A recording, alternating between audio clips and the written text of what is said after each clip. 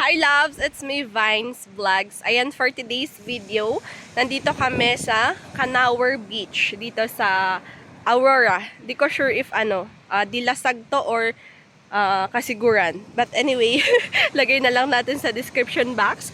So ayan, napakahaba ng Canower Beach. From there hanggang doon. Ayan. So, tapos ka na siyang i-drone shot. Kaya, kita ko, may malaking flat floral doon. Yan. Mahaba, malaki, dalawa. And then, pakita ko yung view. So, pakipanood na lang yung drone shots natin dito sa Canower Beach. Ayan yung Canower Beach. Blue. Blue na blue siya. Ayan, hanggang doon. And doon yung parang hills. Oops, nag-blurred ng konti. Wait lang.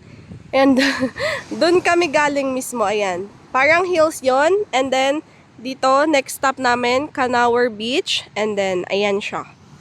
Mahaba. Ayan. So, may mga resort pala. May mga resort dito. Nakikita nyo dyan. May ayan. May volleyball, sila. Pwedeng activities nila dyan. So, maraming okay siguro mag-walk-in kapag pupunta kayo dito sa Canower Beach. Yan, walang tao, no? Hindi ko sure bakit walang tao.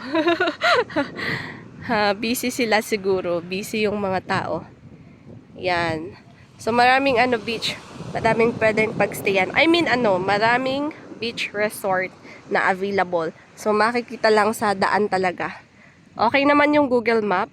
Tama si Google Map at this time. Char. Oo.